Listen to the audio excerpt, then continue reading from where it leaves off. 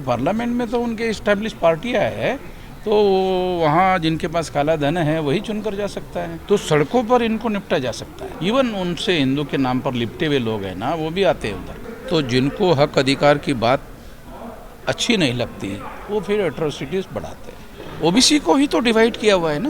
मतलब जो आरएसएस के लोग हैं वो नरेंद्र मोदी को सामने रख के ही तो फैसले कर रहे हैं। फैसले बेशक मोदी नहीं कर रहा है, फैसले आरएसएस के लोग कर रहे हैं। नरेंद्र मोदी इंडिपेंडेंट नहीं है, क्योंकि पार्टी नरेंद्र मोदी की नहीं, पार्टी आरएसएस की है। ब्राह्मण ओबीसी को ही तो सामने करके पिटाई कर रहा है एससी एसटी की। जब ओबीसी मैदान में उतरेगा तो ब्राह्मण वर्सेस ओबीसी की लड़ाई होगी। मैं ब्राह्मण वर्सेस ओबीसी की लड़ाई लड़वाने के लिए तैयार हूँ। एससी एसटी ओबीसी के तो हजारों संगठन है ना, एक संगठन थोड़ी है। मगर इस मुद्दे पर अगर सारे देश भर में इकट्ठा होकर अगर हम लोग सड़कों पर इन लोगों का निपटने का कार्यक्रम बनाया जाए तो सारे निपटा सकता है। ये पार्लियामेंट में नहीं हो सकता, क्योंकि पार्लियामेंट में तो उनके इस्टेब्लिश पार्टियां है, तो वहाँ जिनके पास काला धन है वही चुनकर जा सकता है। तो वहाँ तो मैदान में तो हमारे लोग हैं। केवल हमारा संगठन इकट्ठा हो जाए तो लोगों को मोबिलाइज किया जा सकता है, तो सड़कों पर इनको निपटा जा सकता है। इवन उनसे हिंदू के नाम पर लिपटे हुए लोग हैं ना, वो भी आते हैं उधर। सर, अभी जैसे जैसे वामन मेश्राम जी का मूवमेंट लगातार गांव-गांव जिले-जिले तक पहुंच रहा है, और वैसे ही हम देख रहे हैं कि एससी एसटी के ऊपर अत्याचार भी उतनी दुगनी गति से बढ़ रहा है। अभी 118% के करीब बोला गया है। इसको क्या कहेंगे सर?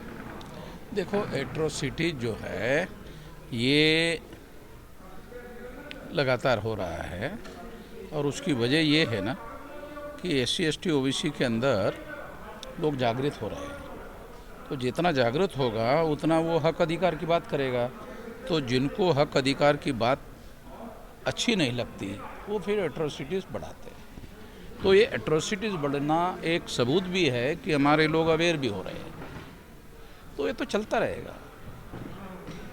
लेकिन आप जैसे इतने बड़े नेता के पीछे लाखों की भीड़ है, लाखों के फॉलोअर हैं, उसके बाद भी बहुजन समाज की इतनी बड़ी दुर्गति जो इस समय बहुजन समाज देख रहा है, सारे हक अधिकार उसके छीन चुके हैं, प्राइवेटाइजेशन लगातार बढ़ रहा है। सर, क्या स्थिति इस समय है?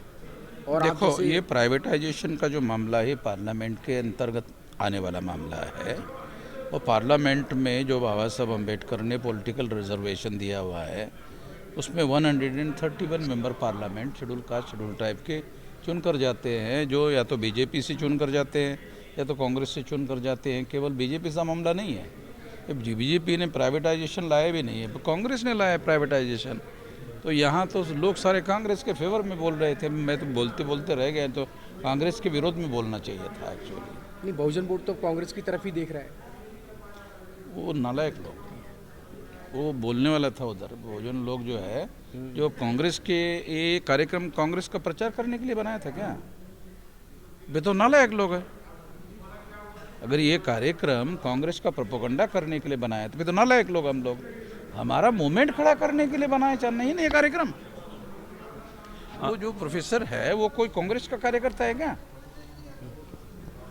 सर, हाल में ही जो एक बेहतरीन फैसला सरकार की तरफ से आया है कि यूजीसी की कुछ गाइडलाइंस आई जो कि कैंपसेस में जातिवाद को रोकने के लिए, भेदभाव को रोकने के लिए थी। हम देखते हैं कि 3 दिन का ही प्रदर्शन होता है और सुप्रीम कोर्ट पे इतना प्रेशर बन जाता है कि उसे वो स्टे लगाना पड़ जाता है।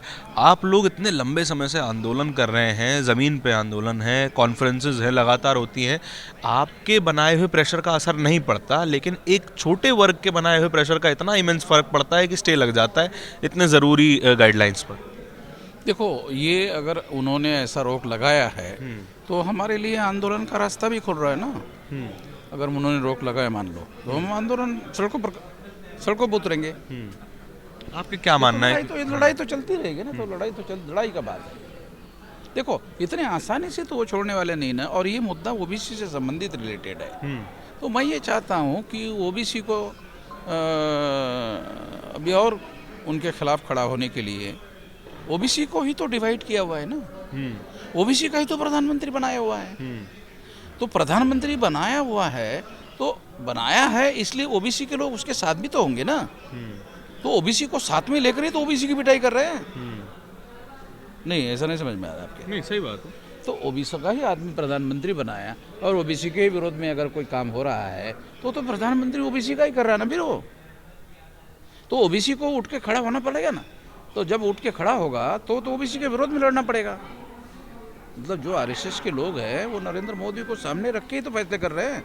फैसले बेशक मोदी नहीं कर रहा है, फैसले आरएसएस के लोग कर रहे हैं, मगर आरएसएस के लोग डायरेक्ट गवर्नमेंट में नहीं है, वो नरेंद्र मोदी के नाम पर है। तो नरेंद्र मोदी को वो फैसले बना के दे रहे, वो इंडिपेंडेंट थोड़ी है। नरेंद्र मोदी इंडिपेंडेंट नहीं है, क्योंकि पार्टी नरेंद्र मोदी की नहीं, पार्टी आरएसएस की है। नरेंद्र मोदी प्रधानमंत्री पार्टी ने बनाया, नरेंद्र मोदी ने अपने आप को प्रधानमंत्री थोड़ी बनाया।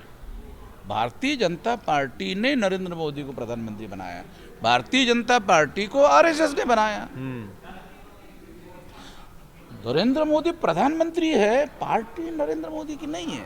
लेकिन सर आप समझ लो, इस बात को ठीक से समझना चाहिए हम लोगों को। सर हम पहली बार देखते हैं इन यूजीसी गाइडलाइंस में कि सरकार मान रही है कि ओबीसीज पर भी एट्रॉसिटी होती है, ओबीसीज के साथ भी भेदभाव हो सकता है, और उन्हें जगह देती है कंप्लेन फाइल करने की, मौका मिल जाता है कि वो कंप्लेन फाइल कर सकते हैं। लेकिन सबसे बड़ा विरोधी यहीं पर आता है।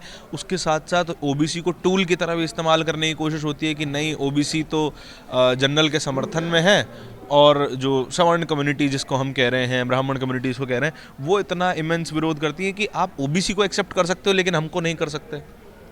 अनटचेबिलिटी को अगर आधार बनाया जाए तो कल तक तो शेड्यूल कास्ट के लोग ओबीसी को भी सवर नहीं मान रहे थे। मेरे जैसा जानकार आदमी उसको नहीं मान रहा था, एक बात अलग है, मगर तमाम एससी एसटी के लोग तो ओबीसी को भी सवर नहीं मान रहे, अभी भी मान रहे। क्यों? जब तक शेड्यूल कास्ट के लोग अनटचेबिलिटी के आधार पर शेड्यूल कास्ट है, तब तक ओबीसी तो अनटचेबल नहीं है ना। ओबीसी तो शूद्र है। यहाँ भी शूद्र शब्द का यूज नहीं किया गया, यहाँ पिछड़े वर्ग का यूज किया गया। मैं तो ये कहता हूँ कि पिछड़ा वर्ग शब्द का यूज करो, मगर पिछड़े वर्ग के लोग है कौन? वर्ण सिस्टम में तो शूद्र है। शूद्र शब्द का उपयोग होना चाहिए ताकि लोगों को मालूम हो जाए कि शूद्र और अछूत दो अलग चीजें हैं। अछूत शूद्र नहीं है और शूद्र अछूत नहीं है। ये दो चीजों का फर्क समझ में आना चाहिए। ये भारत का जो समाजशास्त्र है, ये टचेबिलिटी और अनटचेबिलिटी दो चीजें बहुत माइक्रो लेवल पर काम करती है। और जब 52% ओबीसी के जो लोग हैं वो अनटचेबिलिटी में नहीं आते हैं, वो टचेबिलिटी में है। शूद्र के घर में ब्राह्मण खाना खा सकता है, उसमें अनटचेबिलिटी नहीं है, और शेड्यूल कास्ट तो है। राइट। तो जब ब्राह्मण खाना खा सकता है तो उतना ही तो कंसोलेशन है ना। वो भी अरे उनका नहीं खत्म है, हमारा तो खाता है यार। इसी की वजह से तो मैं यही तो बात कही कि ओबीसी अभी लिपटे हुए हैं, ब्राह्मणों के साथ लिपटे हुए हैं। इस बात को समझना जरूरी है। और जब तक ओबीसी के लोग ब्राह्मणों के साथ या ब्राह्मण धर्म के साथ लिपटे हुए हैं, तब तक शेड्यूल कास्ट शेड्यूल ट्राइब की समस्या बरकरार रहेगी। ब्राह्मण ओबीसी को ही तो सामने करके पिटाई कर रहा है, एससी एसटी की। तो कितने एससी एसटी के लोग हैं जिनको ये समझ में आता है कि ब्राह्मणों से ओबीसी के लोगों को अलग करना होगा। तो मैं तो अलग करने के लिए फ्लाइट की टिकट निकाल के आया हूँ। ओबीसी के लोग खुद अलग हो रहे हैं, और ये अच्छी बात है, साली मैं ही करने की कोशिश कर रहा था।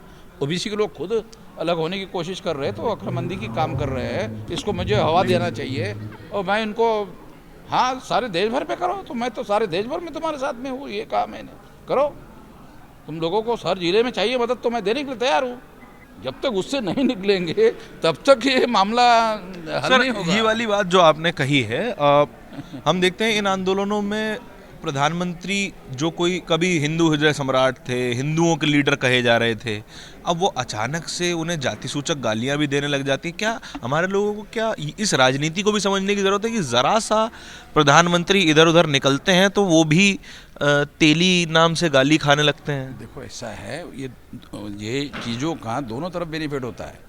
जब कोई नरेंद्र मोदी को तेली कहकर गाली देना कर देता है तो उसको लगता है अरे साला मैं ओबीसी हो गया हूँ, तो ओबीसी के लोगों के अंदर मेरी स्वीकार्यता बढ़ेगी, तो ओबीसी का वोट मेरा बढ़ेगा। नुकसान नहीं होगा। इसके दो पहलू। बहुत महीन बात बता रहे हैं अभी। तो फिर वामन मिश्रा महीन बात कहने के लिए तो समझदारी की बात है, हर एक को थोड़ी समझ में आएगी। हर एक के पास की थोड़ी है। तो समाजशास्त्र का जो भारत का समाजशास्त्र है इसको समझना पड़ेगा ना, तब जाकर के ये लड़ाई लड़ सकते हैं। असल में ओबीसी के लोग हिंदू के नाम पर ब्राह्मणों ने अपने साथ जोड़ के रखा हुआ है। नरेंद्र मोदी को प्रधानमंत्री नहीं बनाया, उन्होंने हिंदू को बनाया। नरेंद्र मोदी हिंदू है ना, तो हिंदू बनाने के लिए ओबीसी को प्रधानमंत्री बनाया हुआ है। आपके तमाम अधिवेशन कार्यक्रम में हम लोग बहुजन सत्ता की ओर पहुंचेगा और तमाम मैं स्पीच आपकी सुनता हूँ, तो कब तक सर पहुंचेगा कुछ? अगर ये मीडिया में बताकर पहुंचने का होता तो साला अभी बोल देता कि कल पहुंचने वाले हैं। इतना मामला तो है नहीं। अभी मेरी उम्र जो है 67 चल रही है, 19 साल की उम्र से कर रहा हूँ, तो अभी तो संगठन शक्ति हमारी बढ़ी, तो अभी तो हम किस बात को कहने लायक हो गए, अरे हम ये दावा करने लायक हो गए हैं। तो 50 साल का समय लगाना पड़ा, 50 साल का समय लगाना पड़ा, तब जाके आप लोग भी हमारे पास आकर के इंटरव्यू देने की मांग कर रहे हैं। ये तो कौन पूछता था भवन में, जना कौन है यार? अभी हमारे पास आपको लगता नहीं कि इंटरव्यू लेना चाहिए आदमी का? तो 50 साल लगाना पड़ा तब जाकर के इंटरव्यू लेने लायक हो गए ना। तो संगठन शक्ति हमने बनाई, संगठन शक्ति की वजह से हमारे बातों में वजन है। अगर हमारे साथ संगठन शक्ति नहीं होती हमारी, तो हमारी बातों में कौन सा वजन होता? अब हम लोग सारे देश भर में जब आंदोलन का ऐलान करते तो हर जिले में एक्शन हो जाता। कम ज़्यादा होता है मगर होता। अभी इन लोगों के साथ मिलकर अभी उन लोगों ने डिसाइड किया, बोल रहे कि अभी मीटिंग करते हैं एक्शन करने के लिए। मैंने कहा करो, अकेले बावन में कब तक लड़ता रहेगा? ओबीसी को मैदान में उतारना जरूरी है। जब ओबीसी मैदान में उतरेगा तो ब्राह्मण वर्सेस ओबीसी की लड़ाई होगी। मैं ब्राह्मण वर्सेस ओबीसी की लड़ाई लड़वाने के लिए तैयार हूँ, इसके लिए समर्थन दूंगा। दस्तक की आपसे गुजारिश है कि अगर इसको बचाना चाहते हैं तो नेशनल दस्तक को सब्सक्राइब करने के लिए रेड कलर के सब्सक्राइब बटन को दबाएं, फिर बेल आइकन की घंटी दबाएं। नेशनल दस्तक को बचाने के लिए बहुत जरूरी है कि हर खबर को शेयर करें, लाइक करें, कमेंट जरूर करें।